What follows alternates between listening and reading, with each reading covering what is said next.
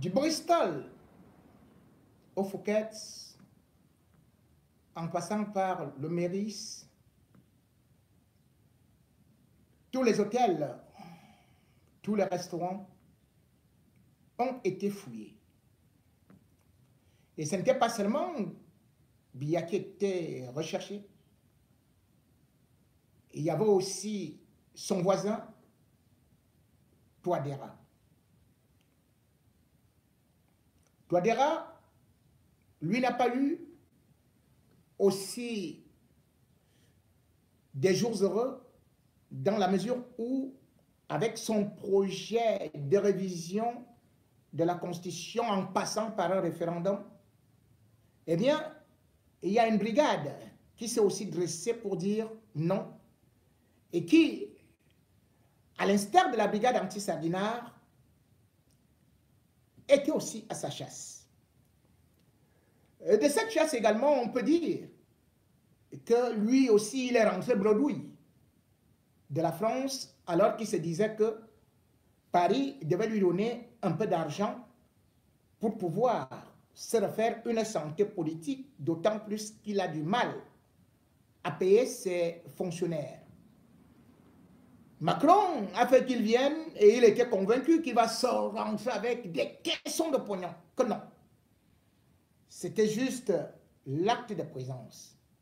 Et comme un malheur ne vient jamais seul, après cet échec, voilà que là où il se disait en sécurité et qu'il pouvait, bien sûr, enchaîner des mandats non-stop, s'appuyant sur les Mercedes de Wagner, eh bien,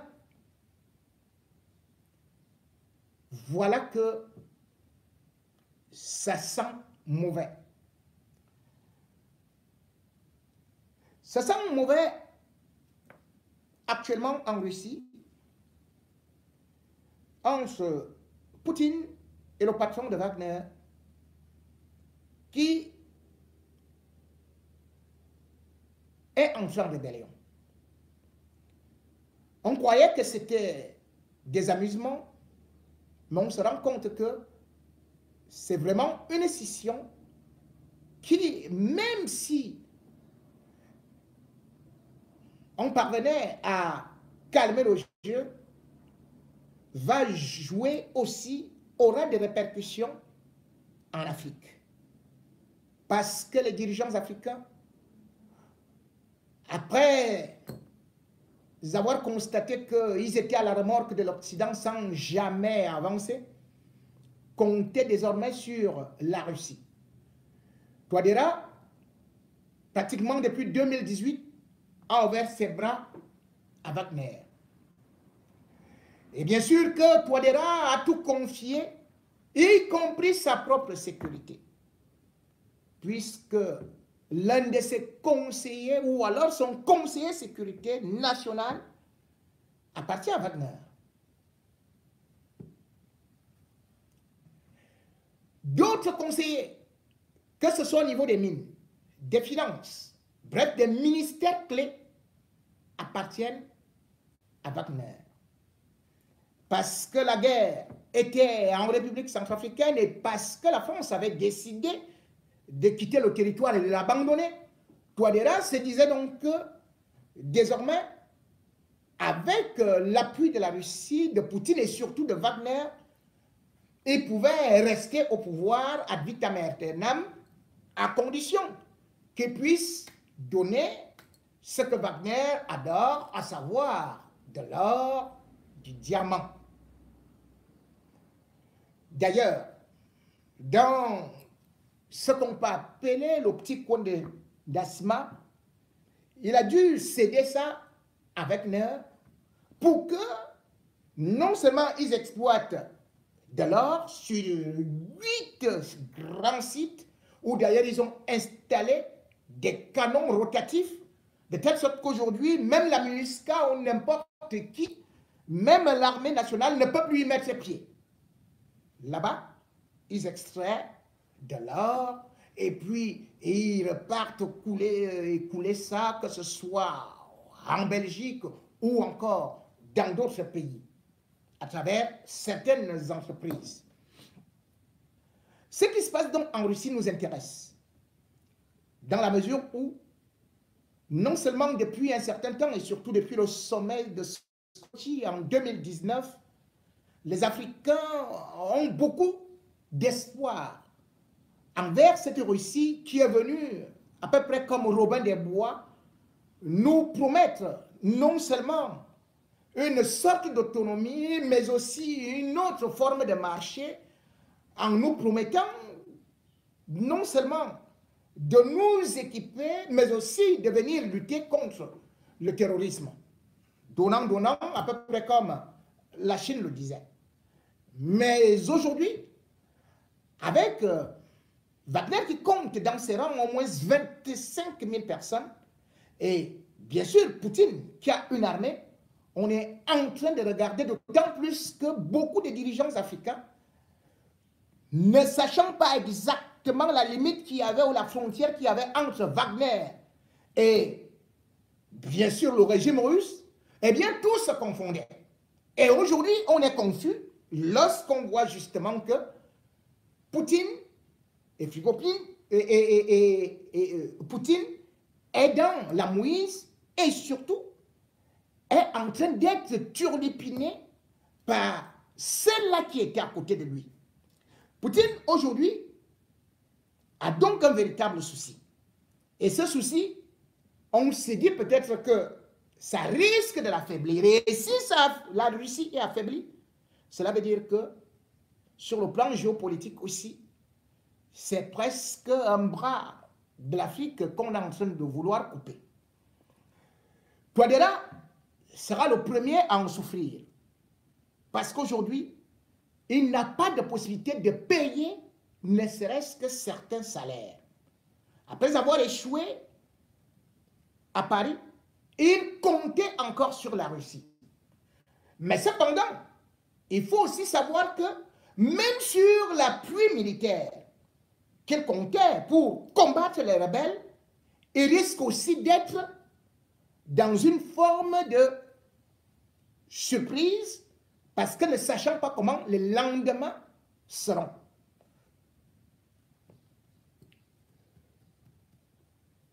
Le Cameroun était aussi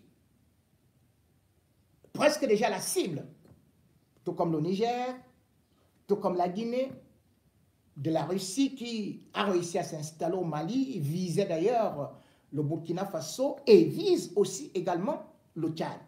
Mais avec ce qui est en train de se passer actuellement, eh bien, on s'est dit, il y a des cartes à rabattre. Comment est-ce qu'on va s'en sortir? On regarde donc, et ça me permet tout simplement d'interpeller certains panafricanistes, que j'ai souvent parlé de panafricains, que personne ne viendra nous libérer. Si nous comptons sur un sauveur, nous risquons d'être surpris. Parce qu'il suffit tout simplement d'un changement de ce côté de notre sauveur ou de notre prétendu sauveur pour qu'on soit pris à revers. J'avais dit cela, j'avais prévenu pour ceux qui croyaient que une puissance étrangère pouvait sauver l'Afrique. J'avais prévenu certains qui croyaient que Wagner était une très belle entreprise. Aujourd'hui, Poutine lui-même dit que Wagner est une entité dangereuse pour la survie de la Russie. Certes, on les a vus à partir de 2014, comment est-ce qu'ils sont partis intervenir à la Crimée. Certes, on a vu comment est-ce qu'ils sont partis intervenir pour sauver la Syrie. Certes, on a vu comment ils ont été un peu au Soudan. Certes, on a vu comment est-ce qu'ils ont eu à travailler pour la sécurité de Touadéra. Mais Wagner, faut-il le dire, ce sont des mercenaires. Et quand on fabrique un monstre, il finit par se retourner contre vous. Wagner n'est donc pas ce Père Noël qui venait en Afrique pour nos beaux yeux. Wagner est venu pour les matières premières. Wagner est venu pour les trafics aurifères. Wagner est venu pour l'exploitation de l'or, du diamant, du bois, ainsi de suite. Les États n'ont pas d'amis, ils n'ont que des intérêts. Et les mercenaires alors n'ont que leur but, l'argent. Point final. Même Poutine, si puissant, aujourd'hui découvre qu'à côté de lui, il a fabriqué un monstre qui peut l'avaler. Et cela, si déjà Poutine lui-même, qui a fabriqué Wagner, constate le danger, cela veut donc dire que Wagner, en Afrique, peut encore être plus qu'une pieuvre dangereuse. Il faut donc que cette vipère que nous avons cru qu'elle venait nous nourrir, qu'on le sache, son venin risque de tuer nos États. Touadéra a bénéficié de l'aide de Paul Biya. Paul Biya lui a fait, alors que les fonctionnaires, enfin, alors que les enseignants n'ont pas de salaire, ils ont des impayés, Paul Biya a quand même eu à se soucier de la République centrafricaine. Et là-bas, il a offert 50 milliards. La BEAC a décaissé pour pouvoir payer les fonctionnaires.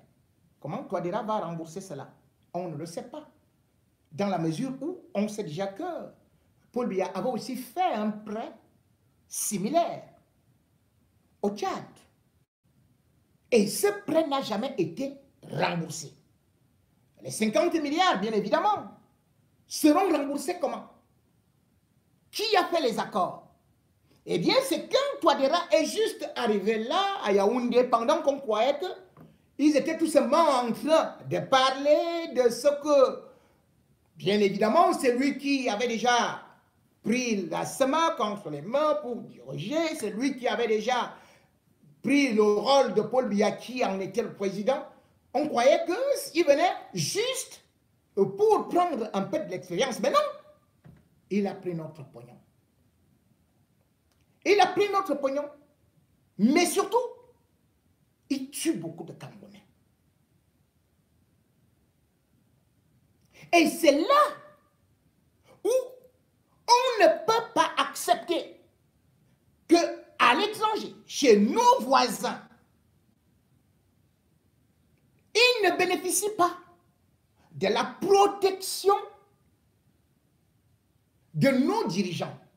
Mais notre pays permet encore de les aider, de les nourrir, alors qu'ils nous font souffrir. Je vais vous présenter quelque chose d'affreux. Comment les Camerounais sont tués par la milice de Touadéra. Je ne parle pas seulement de ce qu'on peut appeler, je ne parle pas des mercenaires, hein, mais l'armée de Touadéra. Les Camerounais qui sont là-bas sont enlevés en pleine ville. On les amène en brousse. On les égorge. J'ai eu beaucoup de cas. Et jamais l'État du Cameroun n'a manifesté. Dites-moi, en Guinée équatoriale, on a chassé des Camerounais. En République centrafricaine, vous vous rendez compte que pour qu'on mange en République centrafricaine, c'est le port de Douala. Les gars chargent des camions au port. Ils prennent le corridor. Et quand ils veulent entrer en République centrafricaine, ils ne sont pas en sécurité. On arrache leurs camions. L'État du Cameroun, avec Paul Biya, croise les bras.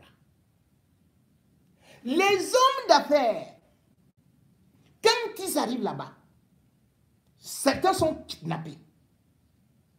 On ne les voit plus parce qu'on demande des rançons. Et si votre famille ne paye pas, on vous égorge, on envoie la vidéo. Et c'est l'armée centrafricaine qui le fait. Je vais vous montrer.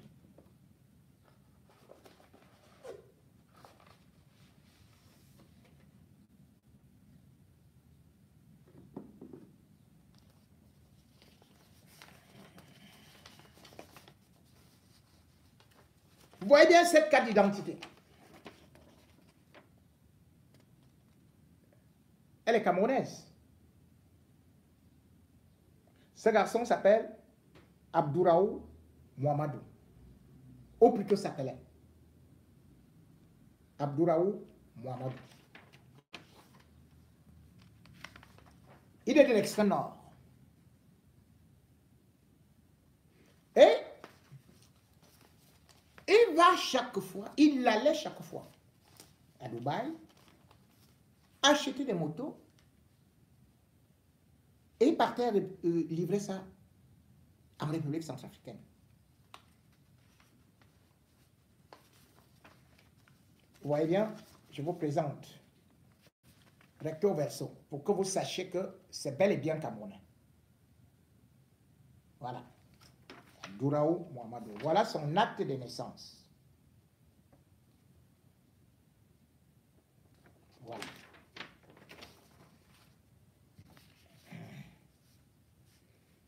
Il était domicilié en Gandéré. Abdouraou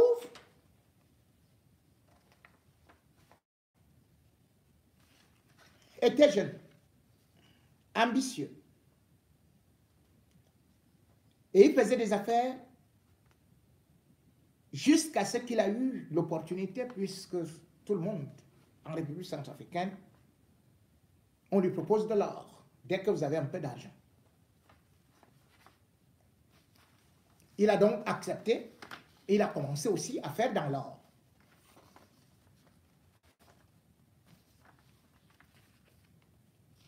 Il a été arrêté, kidnappé par l'armée centrafricaine. Regardez son âge. Je vais vous montrer comment il a été kidnappé.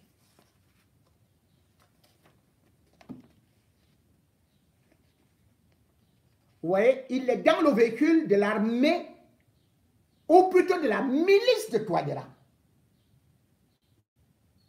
Le voilà nu. Ce gars est né en 91.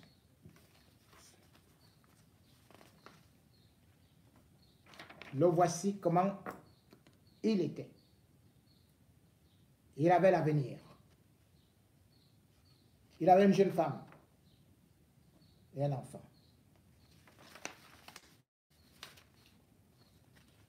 Ce n'est pas qu'il était dans la clandestinité, puisque voici d'ailleurs son attestation de transit.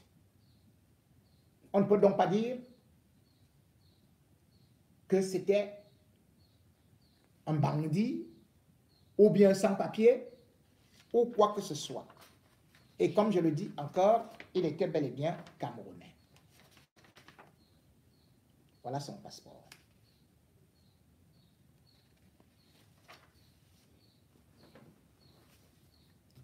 Lorsqu'il a été pris,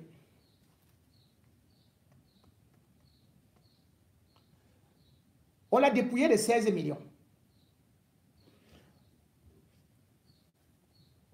16 millions. Et par la suite, l'armée a eu à le conduire en brousse en disant, en lançant encore sur des forats qu'il fallait de l'argent. Une armée républicaine, vous avez vu le véhicule. Et d'ailleurs, je vais vous montrer une image. Je vais cacher ici. Je vais cacher là parce que là, c'est des photos où ils ont été égorgés à deux. Donc, je cache. C'est les dépouilles qui sont là en bas. Voilà l'armée centrafricaine. Voici l'armée centrafricaine. On a égorgé ces Camerounais après avoir eu à les attacher. Si je vous montre, je ne peux pas vous montrer les vidéos.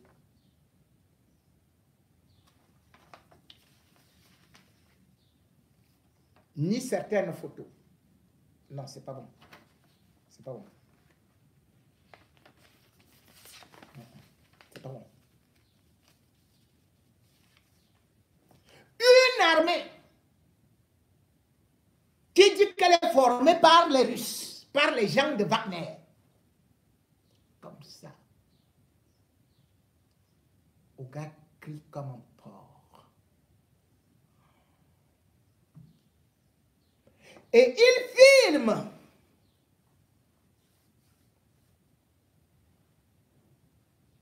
Il filme. Vous voyez qu'ils sont à visage découvert. Ils sont identifiés. Ils sont identifiés.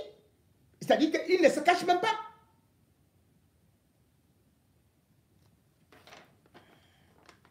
Et ils publient.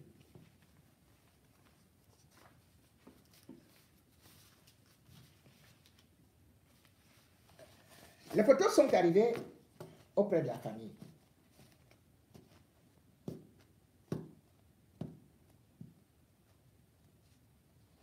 Mais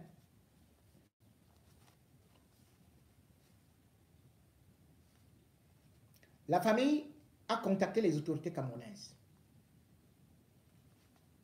Rien. La famille a été obligée de venir à Yaoundé, où se trouve l'ambassade du Cameroun à la vallée Bastos. Arrivé là-bas, on a trouvé seulement 2 individus, de la broussaille et tout ça. Ces 2 individus ont dit, l'ambassadeur n'est même pas là. On ne sait même pas là où se trouve l'ambassadeur de la République centrafricaine au Cameroun.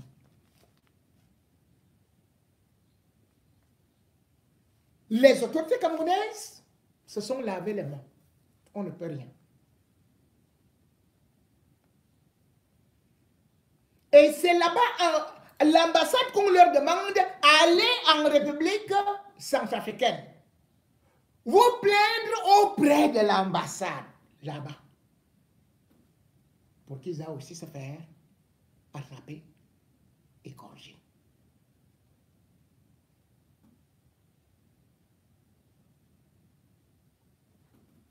Jusqu'à présent, lorsqu'ils ont voulu partir, ceux-là leur ont dit, si vous venez ici, comme on a appris que vous nous cherchez déjà là, on va aussi vous prendre et vous égorger. Résultat, ils ont abandonné. Quel est cet État? L'État du Cameroun, qui est incapable de protéger ses citoyens, les hommes d'affaires.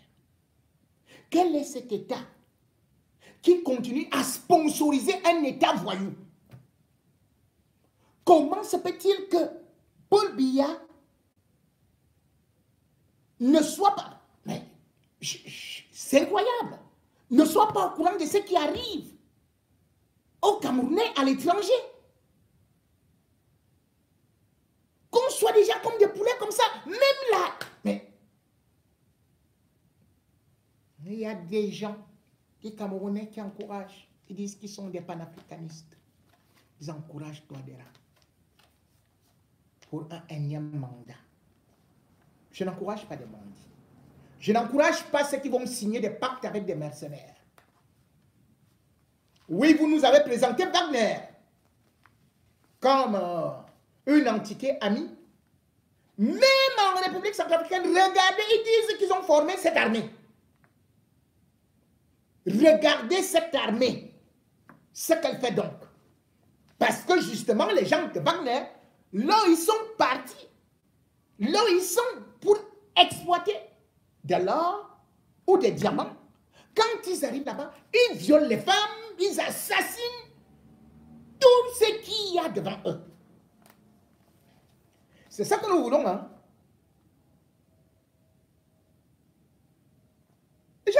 travaillent pour des dictateurs. Ils ne viennent pas pour le développement de l'Afrique.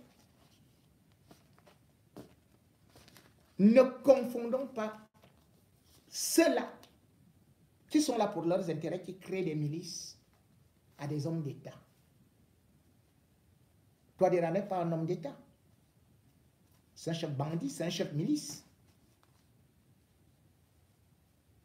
Et voilà ça. Nous encore, on peut se vanter d'avoir, même si on critique souvent, on peut se permettre de vanter un peu le pire, qui est bien formé par des professionnels aguerris. Dans Wagner, là, il y a les gens qu'on est partis ramasser en prison, hein, les condamnés à mort. Quelle armée peut venir former? Quelle sécurité? On prend quelqu'un qui est condamné à mort, il y a les tatouages partout, les muscles sont comme ça.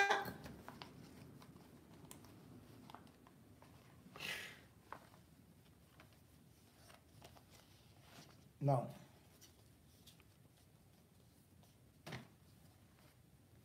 Il y a de quoi, même si le BIR a souvent été impliqué dans certains massacres également, que nous avons souvent condamnés, nous devons tout faire pour qu'au moins nos États ne puissent pas continuer avec des exécutions extrajudiciaires, pour que nos armées ne puissent plus souffrir ainsi. Et de ce quoi, ça montre aussi autre chose. L'autre côté de la médaille, c'est quoi?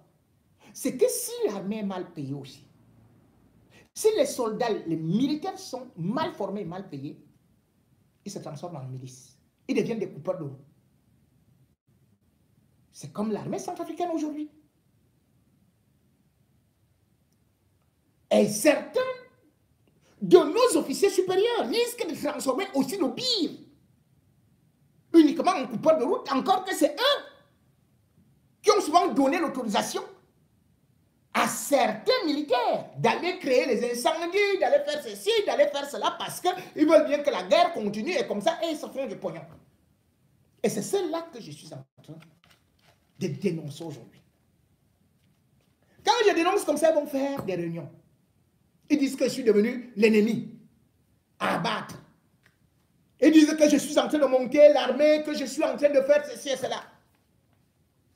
Il y a quelques jours, juste parce que j'ai fini mon deuxième direct relatif au BIR, qui est mal entretenu, qui ne reçoit pas les primes, et dont on punit certains éléments qu'on appelle les sacs à dos, on les jette en prison, qui n'ont pas droit aux permissions.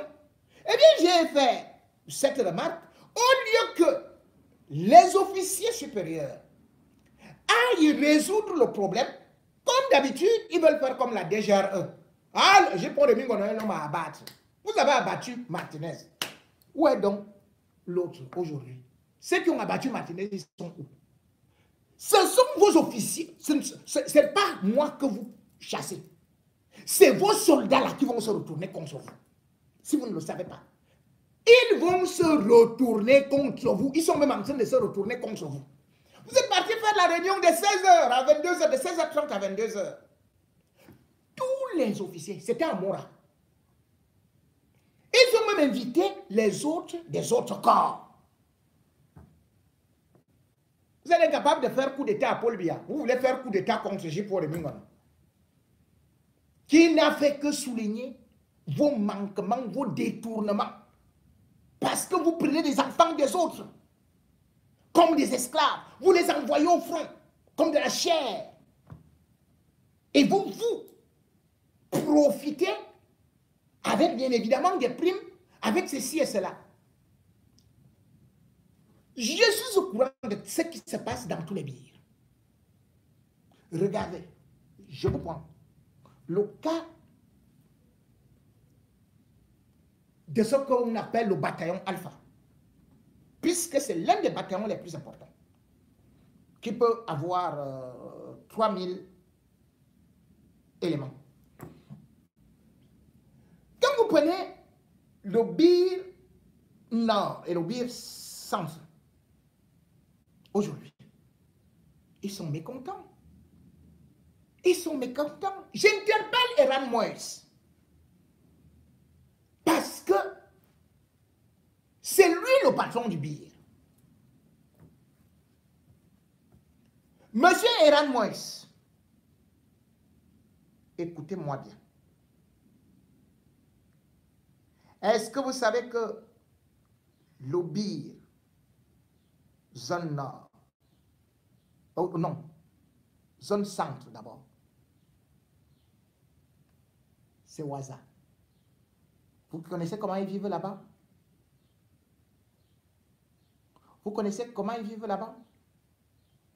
Allez demander au lieutenant-colonel Amadou. Monsieur Eran Moïse, je suis l'avocat de ces enfants. Est-ce que vous savez que pour qu'ils mangent un peu de la viande, ils sont devenus des chasseurs? Je vous avais dit, Kobi, on mange la sauce d'arachide. La sauce d'arachide avec le bonga. Ils vont maintenant chasser au parc Ouaza. Monsieur Eran Moïse, les enfants là ont revendiqué leur prime. Les chefs qui font les réunions là, ils les ont mis en prison. Allez vérifier. 7 sont actuellement à la prison de Moura. Monsieur Eran Moïse, rendez compte à Bia. Parce qu'il tient tellement au Bir et il tient tellement à vous. Et sachez qu'il m'écoute. Si vous n'agissez pas, si vous laissez ces gens-là agir ici, ce sera très grave. Parce que vous-même, vous allez perdre votre poste. Ou alors, ils vont vous tuer comme ils avaient tué votre prédécesseur. Vos collaborateurs-là, vos officiers supérieurs-là, ils veulent tout. Regardez le Bir. Comme j'ai dit, de l'autre côté, certains ne mangent que le riz sauté.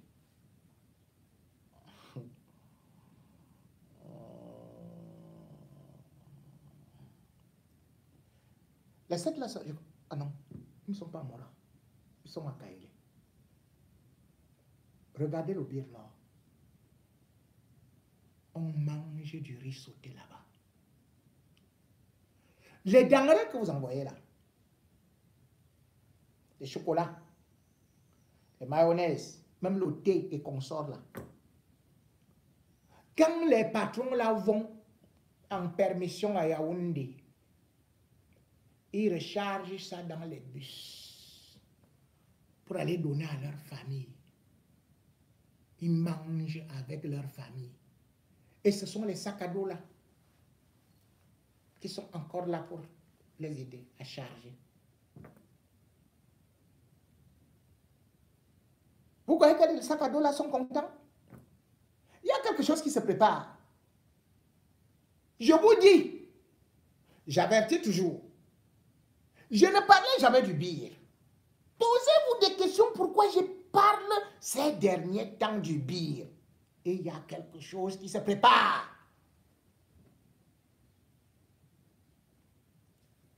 Payez leur prime.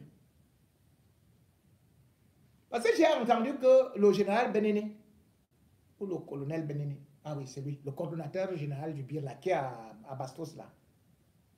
Il a dit que les enfants, ceux qui me donnent des informations, là, ils vont payer le prix fort. Quel prix fort? Mais c'est lui qui risque de payer le prix fort, hein? Les patrons, là, risquent de payer le prix fort. Vous ne savez pas ce qu'il reste d'arriver. Ils risquent de payer le prix fort. Parce que quand il dit à la Bassousia, alias Tigre, de venir menacer ces enfants-là, en les intimidant, vous ne savez pas ce qui est en train de se passer en ce moment. Je suis au courant. C'est mon pays. C'est mon pays. Si vous voulez, résolvez les problèmes. La première fois, vous avez essayé de faire que dès janvier, là, dès qu'il y avait eu des petits problèmes, vous êtes venu pour leur donner seulement 10 000 francs de plus au niveau des primes. Les primes viennent de la SNH. Et il y a de l'argent. Pourquoi vous détournez ça? Regardez même les gars. À la CAN. Où sont leurs primes? Tous les corps, les gendarmes, les policiers, les ceci et cela, ils ont touché leur argent. Où sont les primes des gars du BIR, les primes de la CAN? Seuls les officiers ont touché. Seuls les officiers ont touché. Et ils ont dit à ces enfants-là que, attendez, on va envoyer par Orange Money, on va envoyer par MT, Mobile Money. Mais attendez. Moi, quand je viens, je dis toujours un certain nombre de choses. Monsieur Iran Moïse, connaissez-vous où se trouve actuellement Zimchi?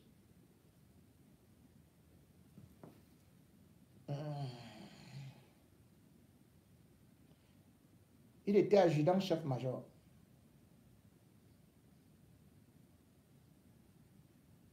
Du bataillon de Manaoube. C'est à Limbe. Cherchez là où il se trouve.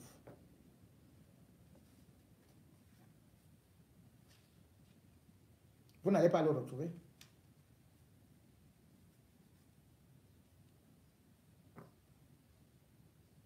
Mais moi, je sais là où il se trouve. Et les dossiers qu'il a sont trop costauds.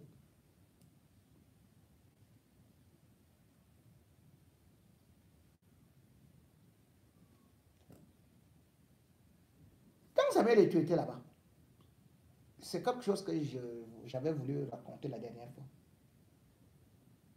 Quand il faisait sa campagne, il est passé par le BIR, non?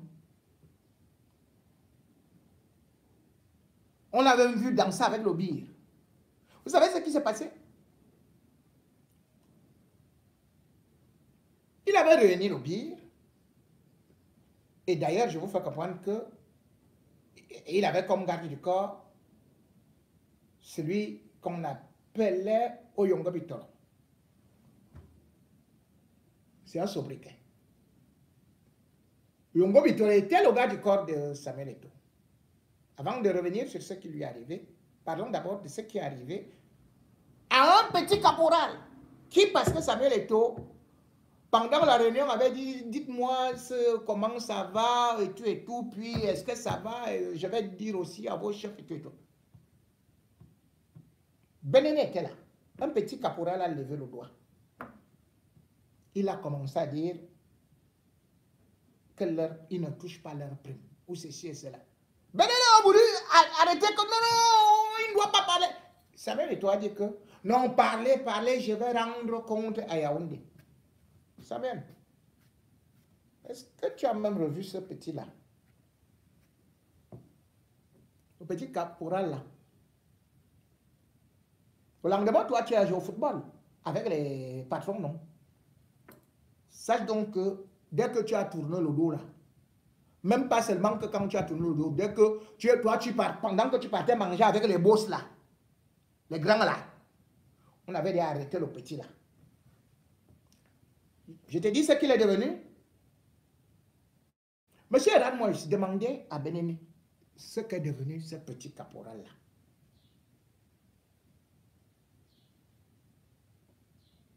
Et pour revenir sur Oyongo Bitoro, Oyongo Bitoro faisait partie de la crème du BIR.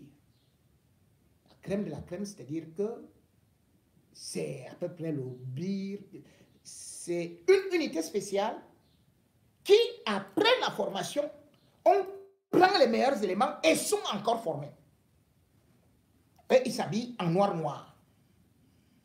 C'est comme une brigade antiterroriste. Ils sont peu, mais au front, on peut envoyer, on peut placer quelques éléments. Et pour des missions très spéciales et parfois très dangereuses, Même pour faire ceci, à certaines personnalités, c'est eux. Oyongo Bitolo était fort. Physique et tout et tout. Mais on l'a envoyé en mission. À travers, puisqu'il était de cette unité-là. Parce que, je vous ai dit, ces bières-là, lui, ne s'habille qu'en noir. Ils ne sont pas nombreux, hein. Je ne sais même pas s'ils atteignent 500. Il est allé au front. On l'a envoyé en mission. Un ambazonien a tiré sur lui.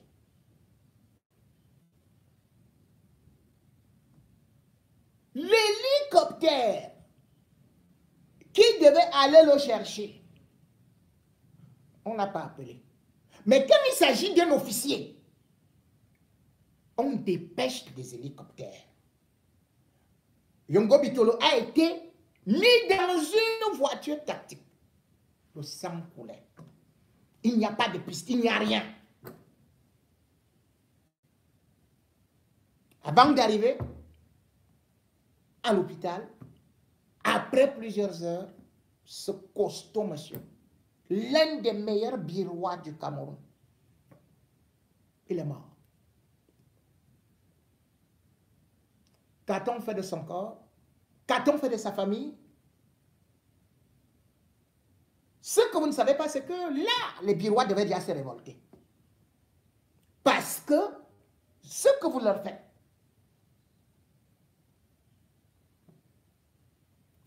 je n'ai pas besoin de m'étaler sur cette affaire. Mais c'était juste un exemple, je vous demande d'ouvrir une enquête. Comment ça a été fait? Et d'autres birois qui parfois, quand ils sont blessés au combat, on préfère plutôt aller chercher seulement peut-être un patron qui a eu une petite égratignure comme ça, et on laisse l'autre mourir. Au tout au trop, on demande à ses camarades de le porter. Ils vont faire 20 km à pied. Comme la dernière mission, ils sont partis, ils étaient 34 là où 3 sont partis tomber. Ils portaient à l'épaule. Chacun aimerait, parce que ses enfants, le Cameroun est en guerre. Le Cameroun doit combattre contre Boko Haram. Dans des zones très chaudes, la température est insupportable. Et à chaque mission, ils sont payés. Or, ces primes n'arrivent jamais. Les seules primes qu'ils reçoivent, ce sont les primes du ministère de la Défense. Comme tous les autres corps qui sont sur le théâtre opérationnel, et ces primes s'élèvent à 90 000 francs. Comment l'obéir? La présidence peut prétendre qu'on ne débloque que 10 000 pour ces gens qui sont en danger tous les jours. Moi, je parle toujours et après je dis, si vous voulez, tuez-moi, non. Moi, au moins, j'aurais averti. Au moins, j'aurais donné l'alerte. Parce que c'est une unité d'élite. Et parce que je sais que le budget de l'État est énorme par rapport au BIR. Et parce que je sais que Paul Biya croit que les Birois vivent trop bien. Parce que je sais que leurs familles savent qu'ils vivent très bien. Leurs copines savent qu'ils vivent très bien. Or, ces gars-là souffrent en brousse. Et c'est pour cela que moi, je donne toujours. Je dis, que ce soit les civils, je défends. Que ce soit l'armée, je défends. Ou même la police, je défends. Mais quand il y a les brebis galeuses, je critique. Ce n'est pas parce qu'on est hautement gradé que sa vie dépasse celle d'un petit birois, ce qu'on appelle les portes, les sacs à dos. Une vie égale une vie. Et c'est eux qui sont au front. Et non les autres qui sont dans des bureaux climatisés. J'espère au moins que vous n'allez pas dire que J-Paul Mingono est parti encourager l'armée étrangère. C'est l'armée de mon pays.